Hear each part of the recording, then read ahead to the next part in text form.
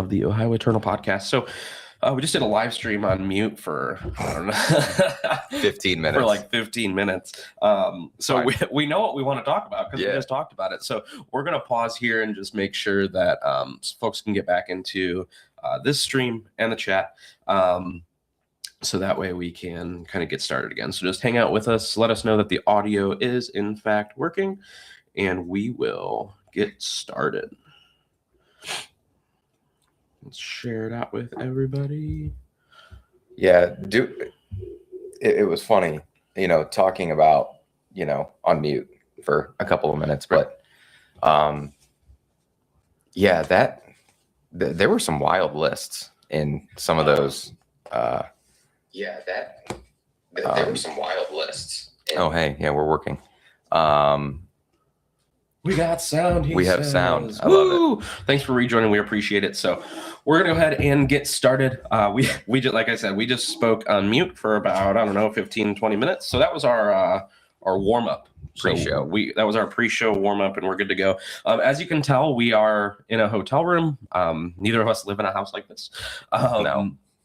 So we apologize for the mobile setup, but we'll go ahead and get started. I'm your host, TJ Houston, joined by my co-host, Tony Plowshares, as he's known in the industry.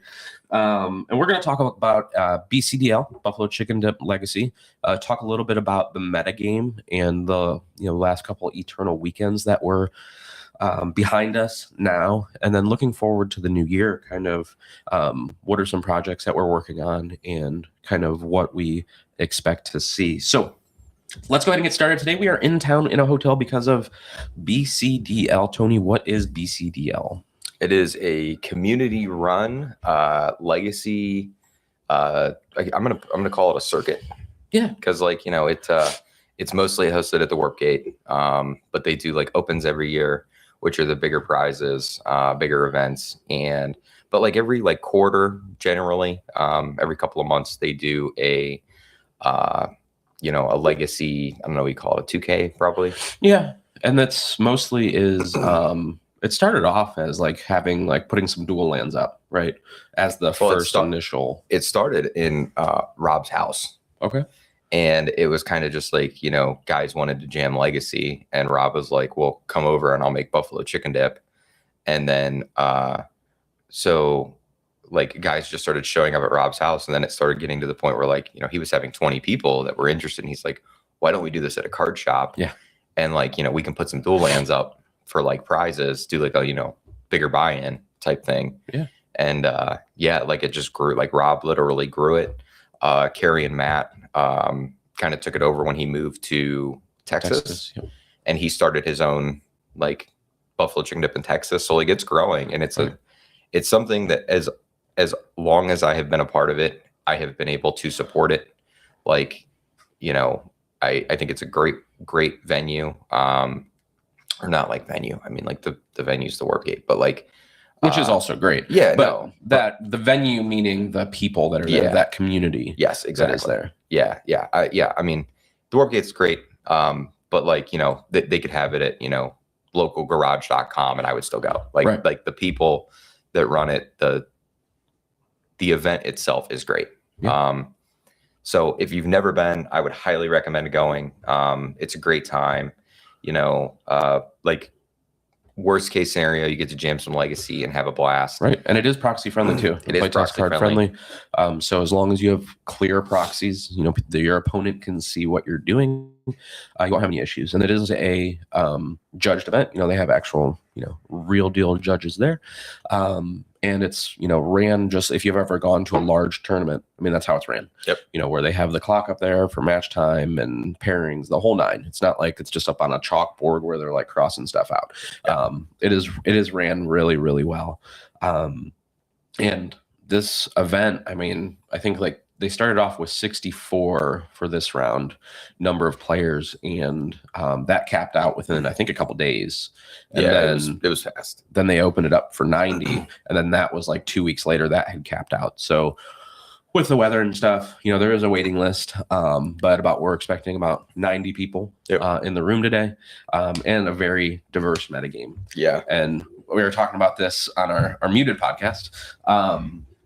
But it's just so awesome to see where competitive Magic is right now. Just coming off the standard worlds and going into a new season there. It's hard to choose which format to play for me right now because standard, I have a ton of fun. I play it every morning. It's a lot of fun, and there's some cool decks there. I don't feel like it's super dominated by a certain one. Like Badger Mole Cub has given some more agency to the green decks, but I still think that it's a very fun meta to be in. Number 2, Modern seems wide open. There's not I don't feel like there's one deck when you go to locals or even playing online where you're constantly running up against it. And then Legacy now with the kind of an unsolved meta, there's just some decks that are doing really well with, just having some diversity. You don't have, the top 2 decks being a deck that's really good and the one that's good against it, right? There's a lot of different variety that you can bring right now, which is really cool. Ben said still have a few slots open for people to sign up and join too. So, like I said, with the weather, there's probably some people that are backing out or can't make it. So with that wait list, you might be able to slide in. So if you're in the Columbus, Ohio area and in the next 2 hours, you will be free. Come and join us and play some Legacy in person at BCDL. So with the meta, we want to talk a little bit about where that's at right now. Yep. We see this every so often, whether it's a impactful set, like a Modern Horizon set, or a ban happens where you see Delver kind of do this, kind of up and down a little bit. And if you've noticed anything, looking at EW Asia, Delver won it. Mm-hmm. And then in the top 8, you had 2 Dimir Tempo decks. You had three Dimir Tempo decks. You had Cradle Control, and I don't know what the other one. I think there was like a blue-red Delver. Azorius Stoneblade. Yeah, there was a Stoneblade deck. There was a Stoneblade deck. I saw that too. I was like, hell yeah. Which so it's very telling. So if Delver's at the top of the metagame, it's very telling of a healthy overall Legacy metagame. Why? Because it is a fair-based tempo deck, which, if you look at the metrics on how control, aggro, combo, they go into that infinite cycle. The fact that there is a fair deck at the top of the metagame indicates that combo's not running rampant, that control's not taking over, that it's not just kill your opponent dead fast. Because that was the problem with Reanimator and Mystic Forge. Reanimator was this pseudo compact combo package in a tempo shell. Right. And some of the only things that were good against it were this hyper efficient, I'm gonna puke my hand out turn 1, one ring deck, or Glaring Fleshraker, Kozilek's commands. I don't really care about your Thoughtseizes. Dazes aren't great against me. You either keep your Force of Will or bust, and I'm faster than your combo. Right. So it's always good that a fair based blue tempo deck is at the top of the metagame, because it means a lot of things are viable.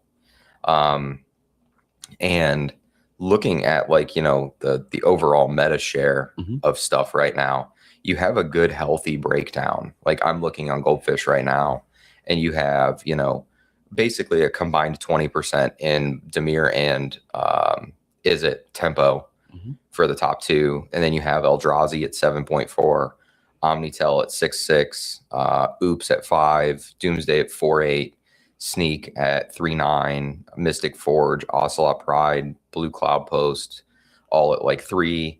And then you start getting down to your Beanstalk Control, Red Stompy, Death and Taxes. It's crazy how much Red Stompy fell. Yeah, well, yeah. Again, Red Stompy. Again, against a red-based tempo deck, one of the most powerful things you can do is turn 1 Blood Moon. And when your red deck goes, cool, well, I have Dragon's Rage Channelers and Corey Steelcutters. Right. I think prior to Corey Steelcutter, they were very different. Yeah. They'd be a little bit different, but now they're sure. Yeah. They're I'm still going to play kill my you. red spells. Cool. Yeah. Yeah. You started at 18, and I'm still going to play my red spells, including Lightning Bolt, and that's not good for you. Right. Especially if it turned on with a Magnus. It's the cute Magus, bye. Right. Like, right. Yeah. You just dumped half your hand to put a 2/2 in play, and I'm going to bolt it and go about my day. Yeah. But yeah, I mean, you have, so like, and to me, looking at this metric, like, I think that people are going to, so before, like, you had to register some number of like Fairy Macabres in your deck just to have game against the top deck, right? I think that if people trim and or like negate all of their graveyard hate going into an event today, I think they're doing themselves a disservice. right. And we had this conversation last night in playtesting is what does the play pattern look like for like with endurance, endurancing a Delver player? And you're like, absolutely. Like, yeah. I mean, if they have the ability to play the Murktide. So even like that graveyard hate is going to buy you some agency in that matchup. So I don't think you can leave a home without any graveyard hate. I mean, yeah, but it changes today, right? Because like the graveyard deck now is, I think the Reanimator piles are kind of like meh. You're either back to the like black red with like show and tells in your board, or I think, which if somebody's trying to be advantageous, they're going to have graveyard hate and cards that are good against show and tell, which show and tell as an archetype is showing up, on the first page in Goldfish. So like, I think that if somebody is smart, they're going to have good tech against both of those strategies. But I think the black red Reanimator deck, I mean, obviously is drastically fallen off, but people are still doing it. There's still Dark Ritual, Thoughtseize, style decks. It just looks a little bit different now. They're Thoughtseizing themselves and then unmasking you or some form of that, and then still reanimating their giant thing. Right. They're Faithless Looting. I mean, they still have like their Faithless Looting patterns, which are a lot less good than the Entombs, but it still exists. And then, like I said, like, against tempo, obviously cards like Endurance specifically are really good. But then Oops All Spells. Oops All Spells is the 5th highest deck on. It's about 10%, right? Yeah. And I think people that played Oops, were familiar with Oops, are going to pick it back up because it is one of the best unfair things that you can do right now. Right. And if people are trimming on their graveyard hate, I would not hate to register a deck like that. Right. Because, they're going to register softer graveyard hate. And they'll be like, well, Rest in Peace is good enough. Yeah, well, not against Oops All Spells. Right. You're going to die with that card in your hand. Right. So I think that... And it's funny, we were actually talking about that the other day, about like, you're active in the Cradle Control Discord, as well in the initiative. So it's like, could you, like, Oops is, I feel like, almost the most hated deck. Like, if you, like, talk to anybody, they're like, Oops All Spells. But there are people that just love it. They love it. Passionate about, and I feel so bad for those people because they get hate wherever they go, and they just want to play their deck. Man. Yeah. They just want to do the unfair thing. They just want to be the villain. They just want to be the villain. Some people, what was the quote? They die a hero, or they live long enough to see themselves become the villain. Yep. And these people are definitely living long. So that is, I think that's a pretty good kind of snapshot of the meta. What do you think we're going to see today? So what do you think people are showing up with? I think today the decks, so there's two metrics to this. I think the decks that are going to be there, and then the decks that are going to be there that are doing well that you have to beat. I think you're going to see some tempo decks. I think some Beanstalk decks are going to be there that you're going to have to beat, because they're inherently, good against a lot of this stuff. Eldrazi, if there's Eldrazi there, I think that's going to be a deck to beat. Yeah. And it's what, the Line Breaker? What's the Eldrazi build right now?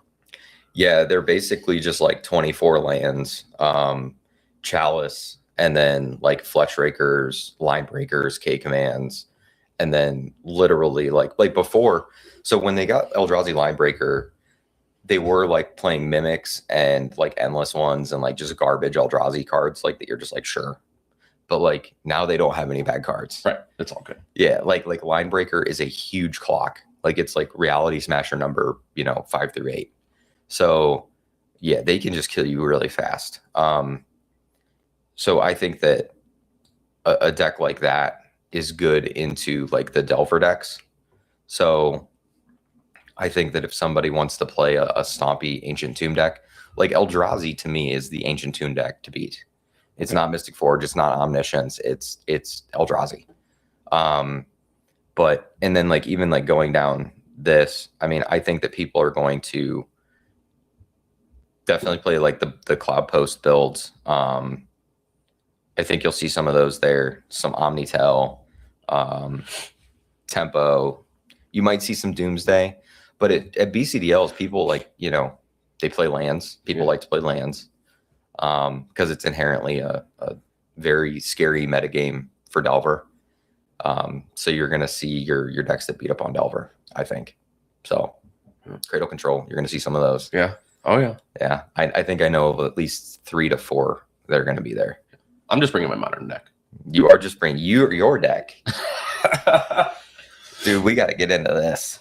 So I've been all week. We've been kind of going through and doing testing for Mono White Initiative and Aya Initiative until I think Wednesday. Wednesday. And I get a message and he's like, dude, I have an idea. It's a dangerous idea, but I have this idea. So I was way more excited than that. Yeah, you are. And it was just like wall of text for this deck. So in Modern, I play Modern Domain with the Scions and Flages and stuff like that. Ragavan. So we basically took that and added some kind of legacy power. So we have some Ancient Tombs, Force of Wills in there, some Barragoyfs, and some Quantum Riddlers. So we did playtesting last night, 5 games when we got to the hotel. I only dropped one of those games against Delver. So this deck looks pretty fun for today. I think it's going to take some people by surprise. I'm excited to play it. Absolutely. Because, you know, pre-games Leyline, they're like, wait, what? Am I in the right competition? Like, is there a Modern tournament here today? So I'm super jammed about this deck. And we even found a couple other like different lines last night that we kind of talked through. And it's even more powerful kind of than I thought. So I mean, and like some of these without like giving away the entire deck list, like, so it's basically Modern Domain.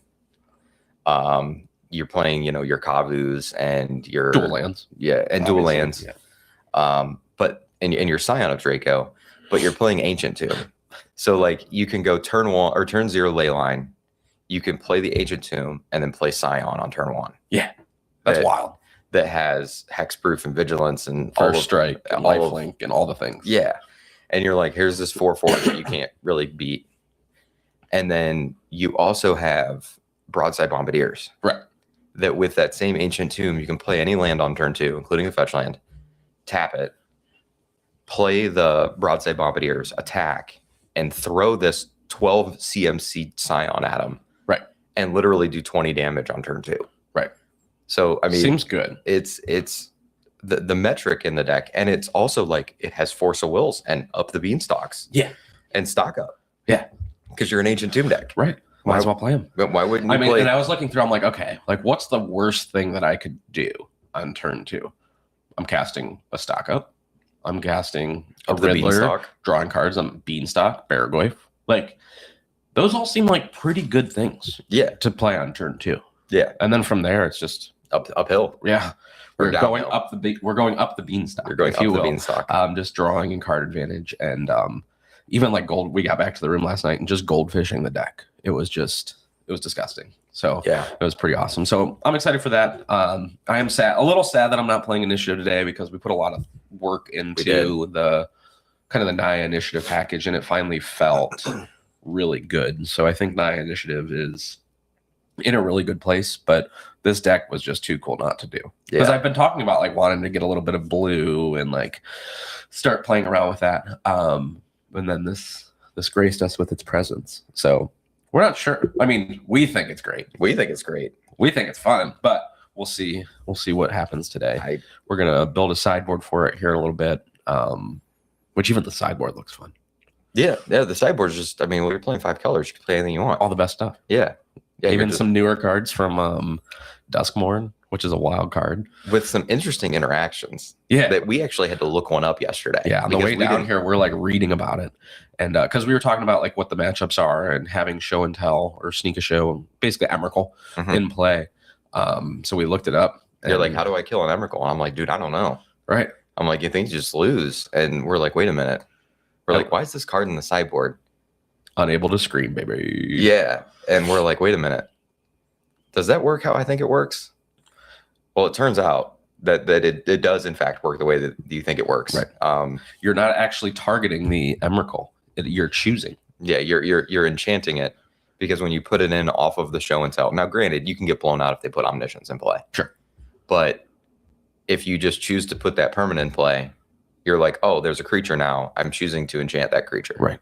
Yeah, we had to look that ruling up, but it was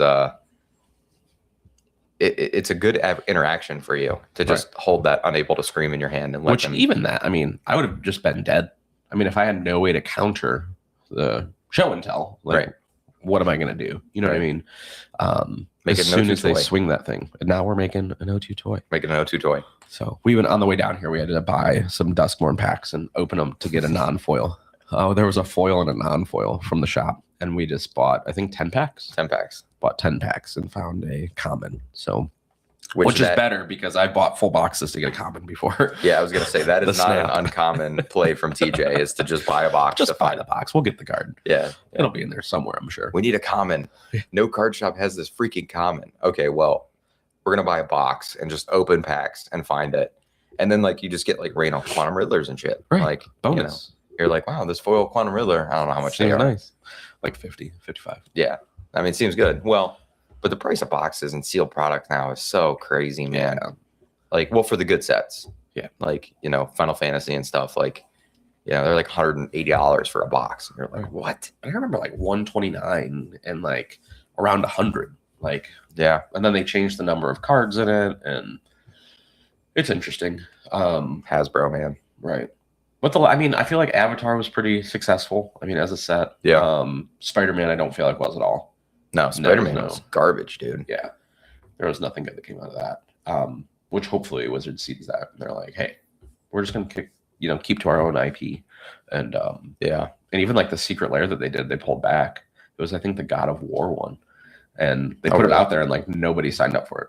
Oh, wow. Yeah. Yeah. So I think Sony PlayStation was not happy. So it got pulled down and they're reworking it. So hopefully if the community keeps saying, hey, like we want our own IP, we want more of what we actually signed up for, that we'll keep getting good sets like Lorwyn and Strixhaven. Yeah. So I want to talk a little bit about that too, and how these, how does the metagame shift? Like what brings about a shift in the meta? So obviously bans are one of those things, but looking forward to, is this going to become a stale format? So right around the corner, we have Lorwyn Eclipsed, right?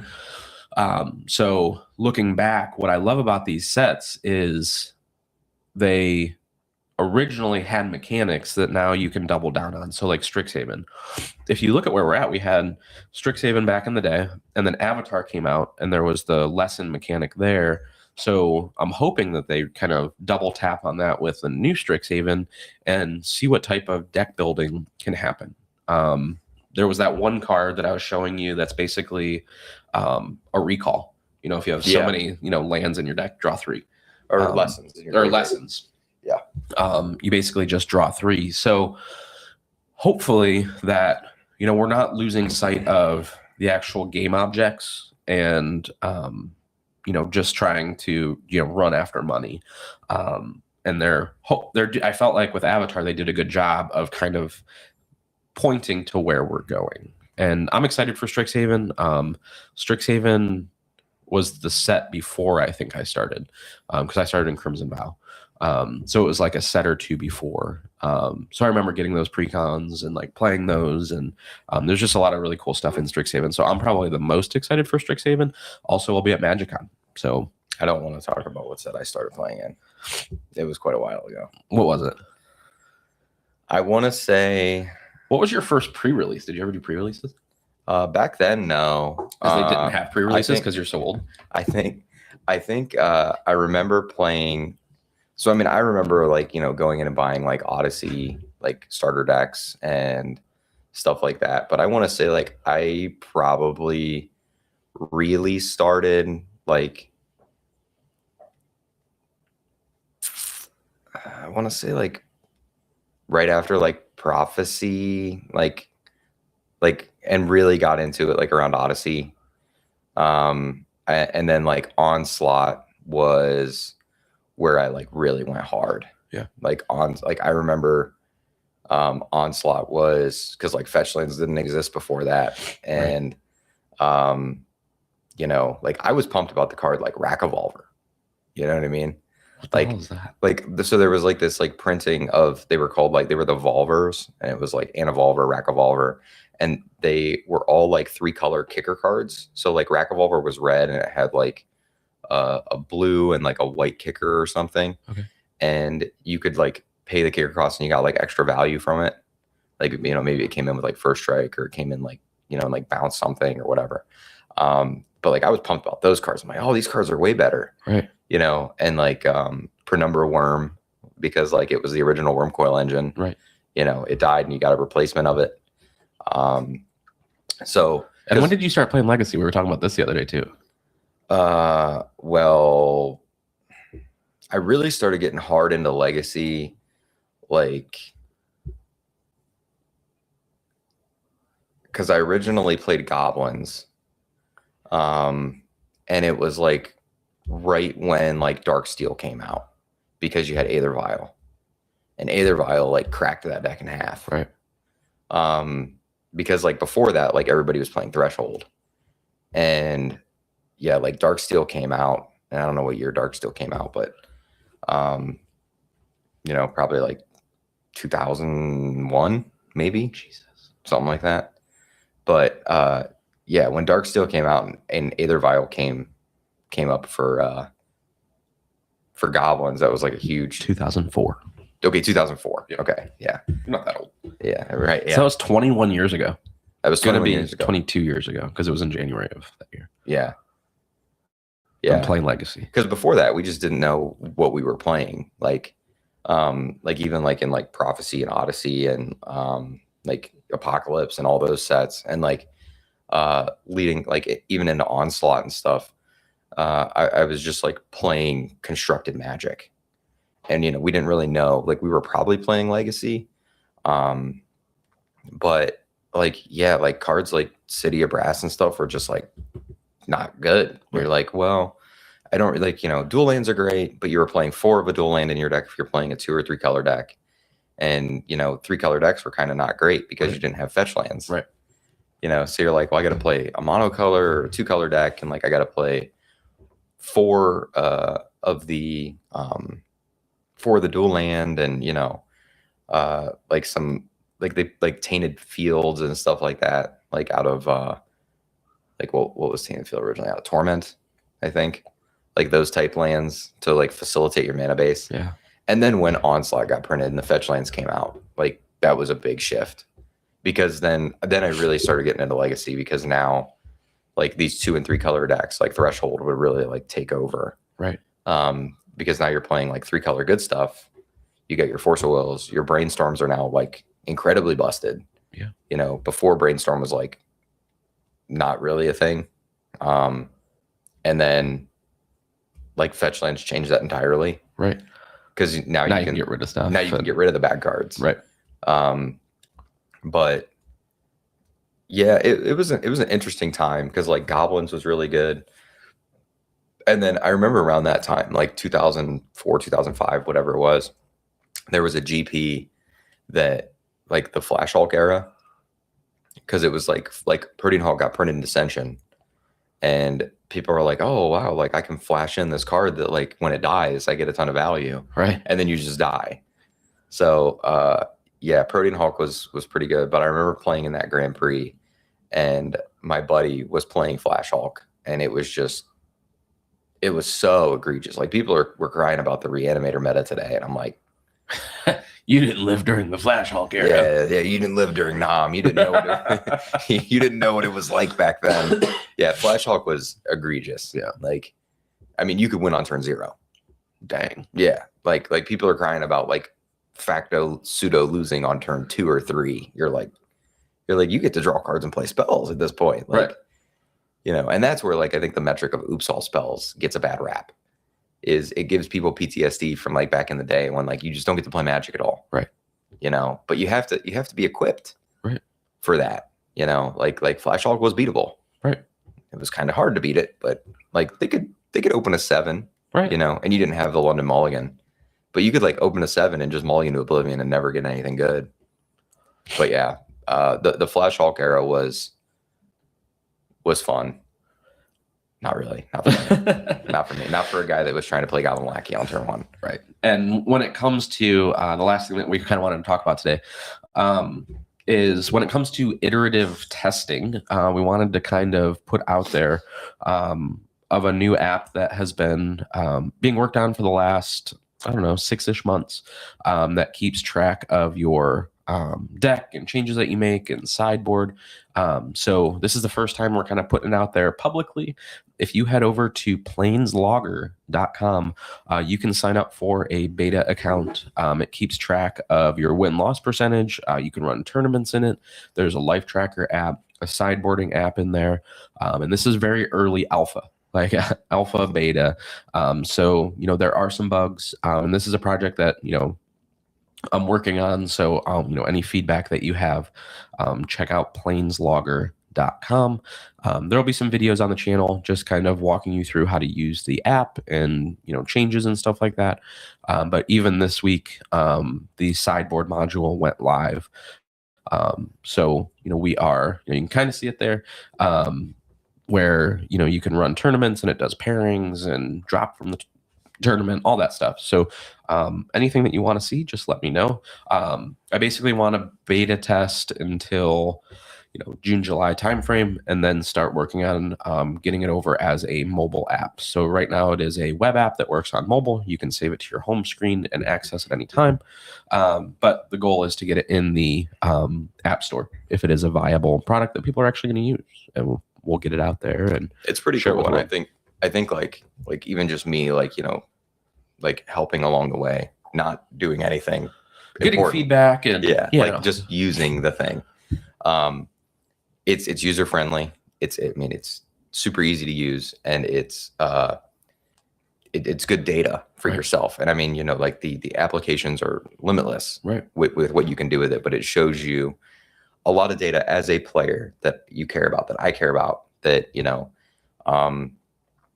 can track all sorts of different things in it, and it's not super hard to use. Like I said, I think it's a great idea.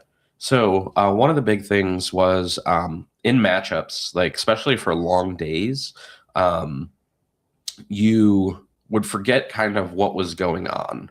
And when you're trying to think back, like, how can I improve on this if I didn't do well? Like, if you didn't keep a notebook or notes for that day, it was kind of blank. So you don't really learn from that. So you can't really do, again, iterative testing and make it better.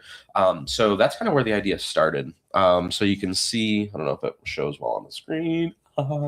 See if it'll adjust. It's not adjusting. But you have the ability to put, your record, whether you on the play or the draw, and then just put some notes in there. And then what's cool is at the end, once you have all your match notes in, there's a generate write-up using AI. So it takes all of your data that you typed in there, and it'll give you an AI write-up. So you can share that with your groups if you're in Discords and stuff, or you could just use that as a tool to say, like, this is how I did, and this is what I will improve on. So again, just something I hope the community, is useful and it's viable. And we wanted to put that out there today, that the app is live. You can sign in with Google, or I think I have Facebook turned on, or just create a username and password. That'll work too. And if you have any questions or anything, feel free to let me know. You can just email me at tj@tjhouston or tjhouston.com, or check out our Discord over at ohioeternal.com. Click on Discord, and that will get you in as well. So any closing thoughts before we build a sideboard guide? No, I don't think so. I mean, be prepared to, play against all sorts of stuff today if you are going. I mean, I would really hedge against like tempo. You're going to see your fair, based, lands, Green Sun, Zenith X. Yeah.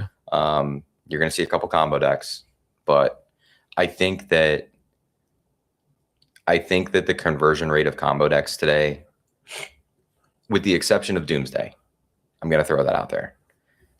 If you're not playing Thoughtseize in your combo deck, and you're basically just not Doomsday, right? I don't think the combo decks will convert as much, because if there's as much tempo there that I think there's going to be, I think that's going to keep like the show and tell style decks and like your like Epic Storms and stuff. I think that's going to really keep that down. I think the decks to beat are going to be the tempo decks, your Eldrazi, if Eldrazi's there, and then your like Doomsday. If there's a Doomsday pilot that knows what's going on, like that would be terrifying. And then like your like lands style decks. I think those are going to be, and Beanstalk, like those are going to be the decks that I would be prepared for if I was coming in today. Absolutely. Awesome, guys. Well, thank you so much for joining us. So sorry for the little mix up there in the beginning, but we got through it, and we appreciate you watching. I hope everybody has an awesome day. We'll talk to you later. See ya.